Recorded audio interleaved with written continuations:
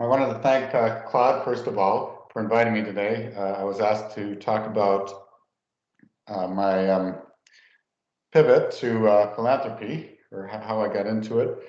And, um, and so basically, I'll give some background on how I approach philanthropy. Really, my career has been as a data scientist, and I've sort of taken a data science approach in healthcare and finance. And so we've really applied that to both the areas of climate change and more recently health in our philanthropy. So just a little bit about my background. Um, Really, I got into predictive modeling or machine learning based data analysis in 1998, and we were doing healthcare predictions for a small company called MedAI, and we use machine learning for that purpose. And then somehow I decided I wanted a bigger challenge for myself, so I came up with an investment system based on founded the company Ridge, based on machine learning based models, which would make automated decisions on trading stocks. And so we were able to raise a whopping $90,000, which was a little embarrassing to call ourselves a hedge fund at the moment with that few assets, but we stuck to very sound data science and interpreting patterns and so after a while it caught on. We had significant performance. We were able to get the attention of institutional investors, and by 2014 we actually reached our capacity of $1 billion under management. And it was around that time when my wife and I decided, well, we've been very fortunate to have had success in this area, and we started the Vola Foundation as a platform to be able to give back. We had done donations before that, but in a less organized fashion through the foundation. We were able to donate more and in a more focused way and be able to we thought we could make a significant impact. And for several years, we kept the philanthropy really separate from the business. The business was still pure machine learning based patterns, and in philanthropy, we were giving talks about climate change, how climate change was caused by human behavior, specifically fossil fuel emissions, and how that was going to affect us adversely economically, how important it was for our kids' futures from a health and economic standpoint. We needed to get off fossil fuels.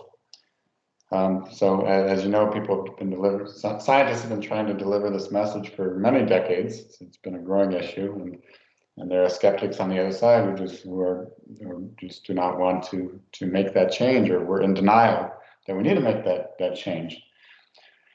So shortly after we launched our second machine learning fund, we actually, around 2018, we said, well, maybe we should put our money where our mouth is. If we're preaching all these economic changes as a result of climate change, and we're an investment company, that we should offer an investment opportunity that can generate returns off of these economic changes. And so we launched ESG fund. And for those of you not in finance, ESG stands for Environmental Social Governance. And there's a sort of a wave of investing going on now, where investors want to invest in companies that do the right thing. And it's not necessarily just environmental. They look at companies that pay their employees well, treat employees well, honest with customers on their products. So there's a lot of elements to being a good ESG company. And so we thought this was a good category to create an investment in, because we decided to invest in companies that were basically a necessary pivot at some point in the next 10, 20 years, would have to adapt based on the changing climate. And so we launched, so that was really the first where the philanthropy actually led to changes in our business, because of the knowledge we learned, and because as a business we wanted to make an impact, deliver that message loud and clear, that climate change was in fact real. It was significantly impactful, and things had to change. And so just this year, we actually launched the climate change only model, climate change fund, even though, sorry, the climate change only strategy, whereas 2020, it was mixed in with our quant strategies as an ESG fund. So the Volo Foundation, I guess there's the question of why we do it and what is our mission. Our mission is to accelerate change and global impact by supporting science-based climate solutions, enhancing education, and improving health. Why we do it? Well, we want simply a better future for our family. We believe that, I mean, the first thing we all have to do is survive, right? So we support ourselves, our family first, but then I think with when having the resources, we have a responsibility to then help our community, our country, and even the world. And we believe that and because you want a better world, you don't want your kids to have, no one wants their kids to have fewer opportunities than they had. And with climate change happening, it's definitely possible that if we don't pivot, our kids could have fewer economic opportunities and more health issues, and we certainly don't want that. So that's really what drives us, and that's our Volo Foundation team on the left. We're a very small team, and small team, but we make a big impact. So a little of what we do is apply some data science to explain better the message that people need to understand. And on the carbon emissions side, we illustrate why emitting carbon or continuing with all these carbon emissions is so bad for the planet. And so the easiest way to explain it, I think, is the fact that the Earth and the Moon are roughly the same distance from the Sun. And what makes us 62 degrees warmer than the Moon, on average, is the naturally occurring 2 trillion tons of carbon dioxide that has existed in our atmosphere for hundreds of thousands of years. Now this, contrary to the skeptics, or what the skeptics say or believe, this is not a new and experimental science. It's changing all the time. The greenhouse effect was discovered 200 years ago. So this is 200 years of physics. And even after we just started emitting carbon dioxide and burning fossil fuels, the physicists were already predicting that the Earth's temperature, if we doubled the carbon dioxide in the atmosphere, we would double the Earth's temperature by 5 to 6 degrees Celsius. And those estimates 125 years ago have not changed much. They're actually very similar to what we calculated at the Volo Foundation. The difference is physics explanations are very hard to explain or understand by the common person.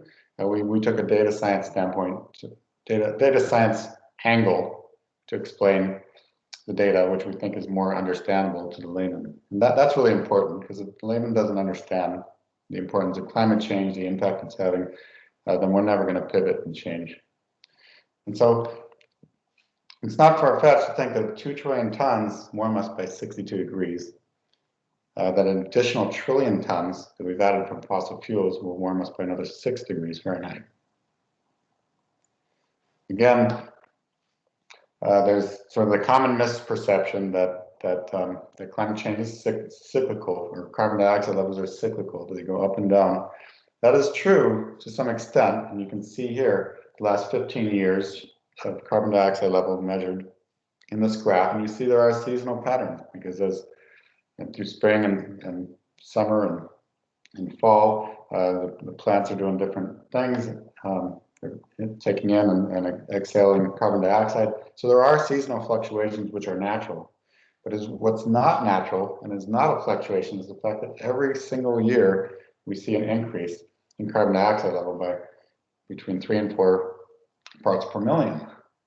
So the skeptics may say, okay, the climate's changing, but we're not sure it's from fossil fuels. Well, the arithmetic's actually fairly simple. You can actually take the numbers published by the coal industry, and took their total consumption, the worldwide consumption of 5.5 billion tons, and you multiply it out, and you can actually account for 2.1 parts per million. Same with oil and gas. I mean, we know how many barrels of oil we go through. This is again found in the fossil fuel company reports, so it's irrefutable. We know how much a barrel of oil weighs, and we know it's about 80% carbon. So you multiply it out, and you account for 1.5 parts per million. So you've accounted for basically every single increase from fossil fuel emissions. So that part is really irrefutable because it's just basic arithmetic. You add that up over several years, and you can account for every molecule of the additional 1 trillion tons of carbon that have been added to the atmosphere in the last 120 years. So now the question is, how does carbon, we know that through fossil fuel emissions, we've increased carbon dioxide level by 50%. Here's the correlation between that and the Earth's temperature. And it's crazy how well aligned they are. How do we know what the Earth's temperature was 800,000 years ago? We actually can gather this data, CO2 and temperature, through ice core samples. We actually fund some of the expeditions where they drill into the ice and collect data at Ohio State University. And so you can actually get these data points.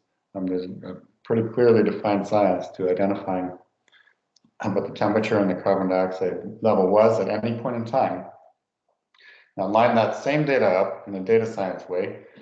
This is the same data, except on the x-axis we have carbon dioxide. The y-axis is our temperature change, and you can see a 91% correlation. So sure, carbon dioxide isn't the only driver of the Earth's temperature. There's methane, there's other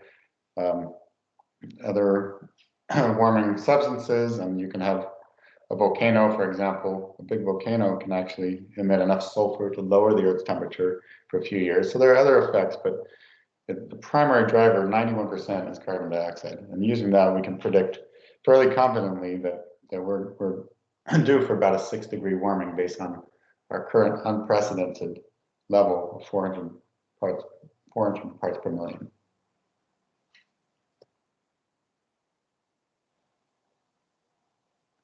So how long is it going to take for the next degree? Well, we've warmed the blue dots in the graph on the left represent the actual temperature by year, the average of the average over the whole world, and the gray represents our model based on the laws of thermodynamics. And you can see our model fits fairly well. There are fluctuations that are due to other changes in the atmosphere that are not related to carbon dioxide, but it fits pretty well, and it's based on thermodynamics.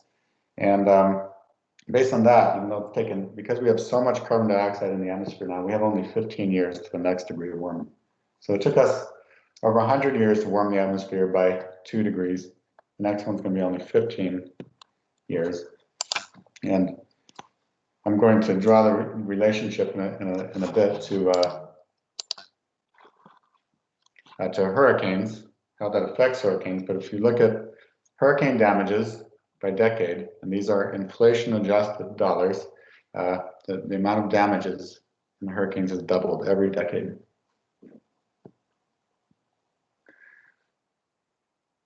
How do we tie warmer temperatures to increasing hurricane damage? Well, we decided to, there wasn't any real clear literature out there, so we actually analyzed at the foundation over 200 million data points from NOAA. We had the water temperatures at different locations through over several decades, and we lined that up against every hurricane on record and its path, and we looked at what was the maximum for a hurricane at different water temperatures. At 80-degree water, and it's commonly known by physicists that what drives a hurricane is actually warm water. We just didn't know how much until we analyzed the data. And when you look at all the storms in history that went through 80-degree or less water, it never exceeded 100 miles per hour. 81-degree water. We saw hurricanes were able to get as high as, but no higher than 115 miles per hour. Same with 82, 83, and 84. And so you can see the impact of every degree. Every degree of warming contributes 15 miles per hour to the strength of hurricanes. So it seems like we're getting more increasing number of category 4 and 5 hurricanes. It's because we added 30 miles per hour to each hurricane through fossil fuel emissions. And we're going to see another 15 miles per hour added in 15 years. So another reason to put the brakes on fossil fuels and start moving toward clean energy, which happens to be more economical at this point in time. Other notable storms that almost made the graph but didn't, because they weren't the max storm, but close. But Hurricane Andrew, Katrina, and Harvey both were hugely damaging storms, and they happened to go through 85 and 86 degree water. So keep in mind those could have been, the water could have been a couple degrees cooler had it not been for our own emissions. People sometimes note, okay, well, Hurricane Andrew happened. We were able to get a hurricane, category 5 hurricane 30 years ago. So nothing's really changed. But the reality is it did need 85 degree water to fuel it. It was just an anomaly. It was very unusual to have water at that temperature. Now we see 85 degree water almost every hurricane season. So the danger that was very rare back in 1992 is very common nowadays. And you see many of these hurricanes are really in fairly recent history.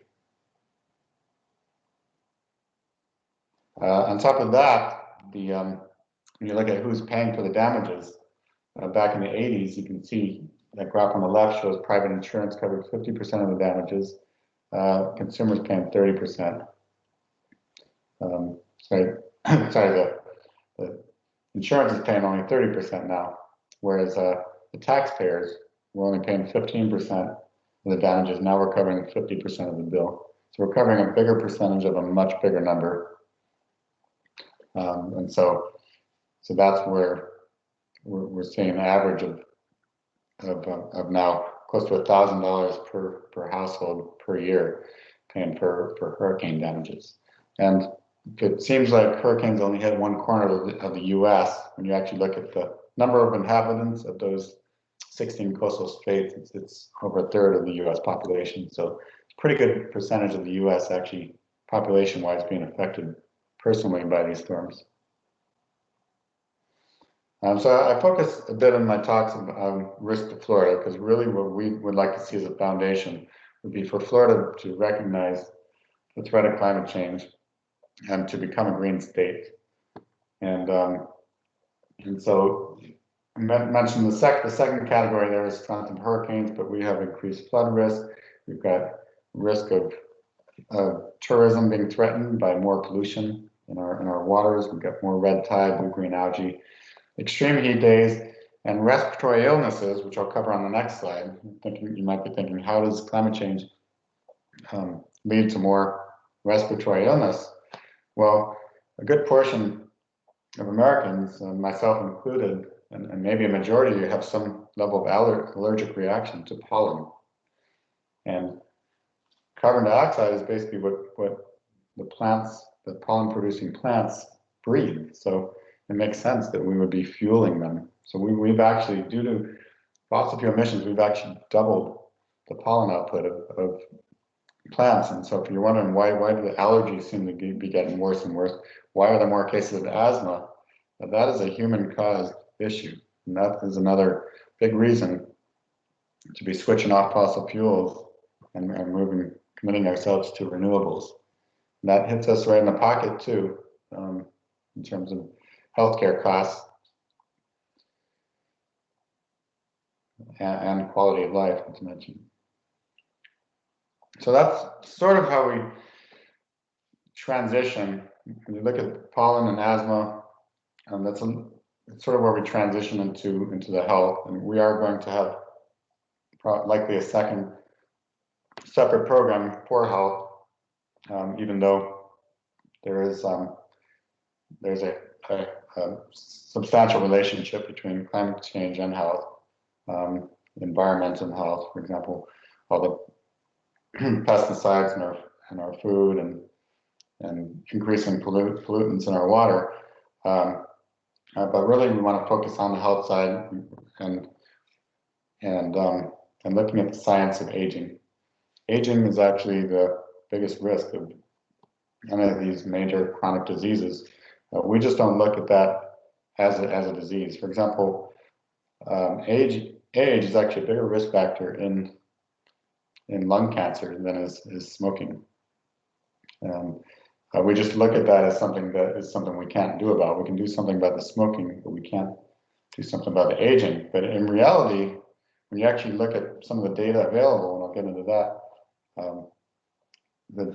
now that the price of sequencing DNA has gone down, we can actually look at some of the effects of aging, what's actually changing, what of those effects are affecting certain diseases, and potentially change,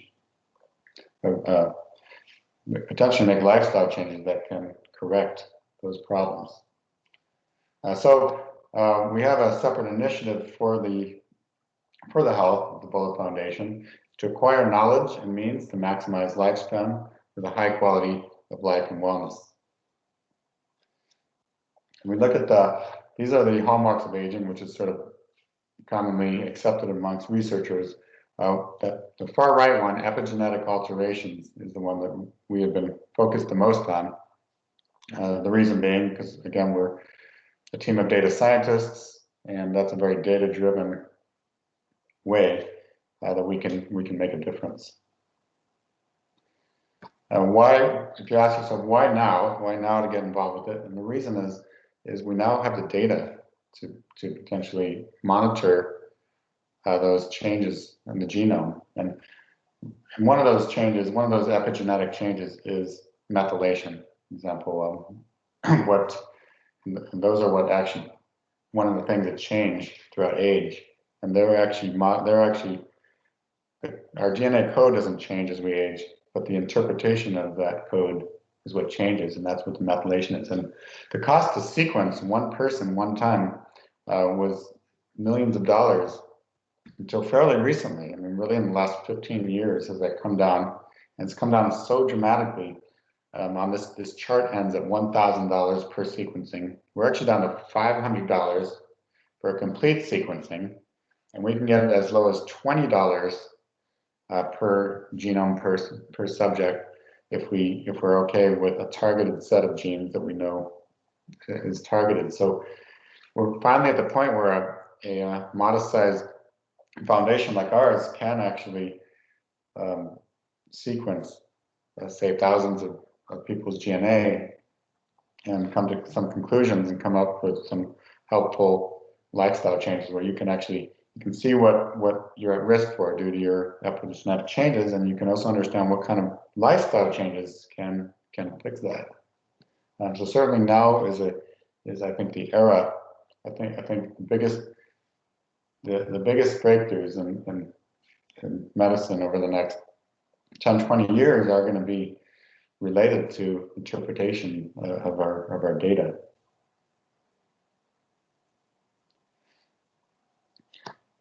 And sort of on that sort of proof of concept, we've actually analyzed data sets and created models that's where we can actually predict a person's age based on their DNA. So you can send me a blood sample. I wouldn't know who you are.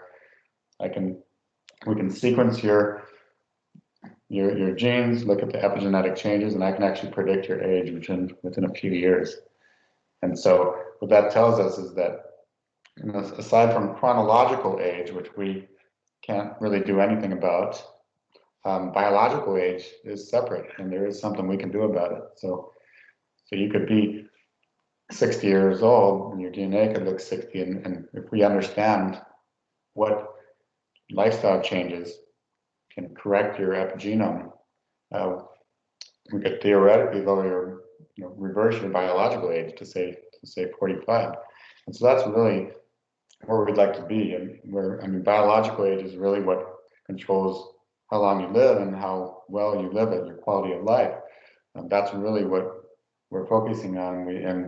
We've seen evidence from other researchers that we can make some impact there. So that brings us to the sort of the 4 pillars of health, which we call it. And there are hundreds of books on in each of these categories: physical activity, sleep, psychological well-being, and nutrition. And so what is missing now? What's missing and where we want to be is understanding the data. It's the biology behind all these things that determine whether you're healthy or not healthy. If we understand the data, we can avoid sort of going in the wrong direction. And I think this next video is sort of an entertaining way of illustrating what's happened over the last several decades. Oh,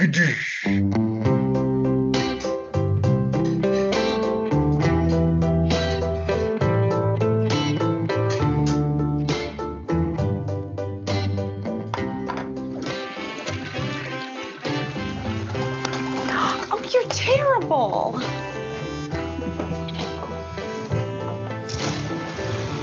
Wait! Stop!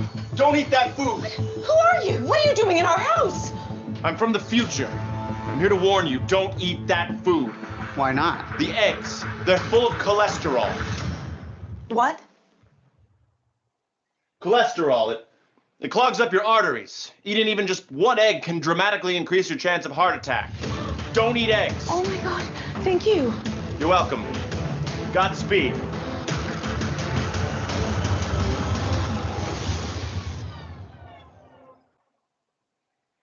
Well, I guess I better take those eggs.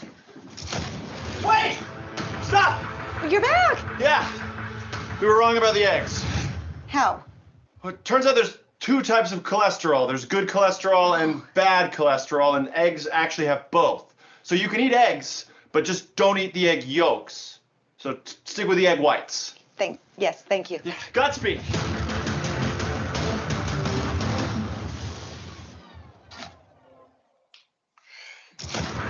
Wait! We were wrong about the eggs. Again? Yeah, okay, so it turns out that the amount of cholesterol in a food doesn't actually affect how much cholesterol ends up in your blood. The eggs are probably fine. In fact, we sort of don't even know what cholesterol is.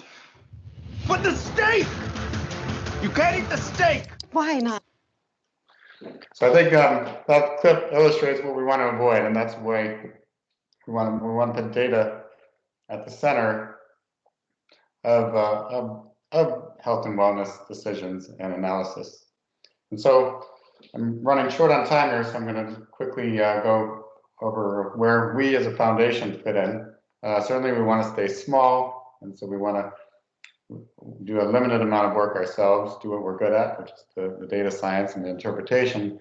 But really, we fund over 40 different organizations, which are our partners, and we look at organizations that are sort of the best in each area of impact. We have partners that assist with research, communications, and other organizations that are just doing great things for the planet that may not necessarily fit perfectly in our programs. This is a list of our environmental programs. We have many of them. One of the projects we're proud of was we started a project through WWF 4 or 5 years ago to protect forest land in the Amazon. It gathered a lot of additional donors, and we now currently protect tens of millions of acres from being burned down in the Amazon. And a couple of our major partners as well. We've got Environmental Defense Fund, which we've been a partner with for several years. They just opened an office here in Florida, and contributed a lot to the scientific interpretation, as well as the CLIO Institute, which is a Florida-based organization that really seeks to educate on climate change, kind of stuff that I was talking about, but with a very Florida focus. On the health side, we have fewer programs, but that area is growing. It's a newer area for us. I made sure MIT was at the top over Harvard. I figured we'd have a tough audience here otherwise. I mentioned Nicholas Children's Hospital. That's actually my son running on the right. And I mentioned him because, again, this is sort of the give back, rewarding part of philanthropy. He actually was born with 2 chambers in his heart, and they did a genius job at Nicholas Children's Hospital. And now he's actually setting records in ultra marathons. So again, there's a big giving back element, and certainly it's rewarding to be able to do that. And so really that's how we got into the Volo Foundation, how we got started, and how we're looking to make as much impact as we can, and using the skills that we have. Thanks so much for having me. It's been an honor.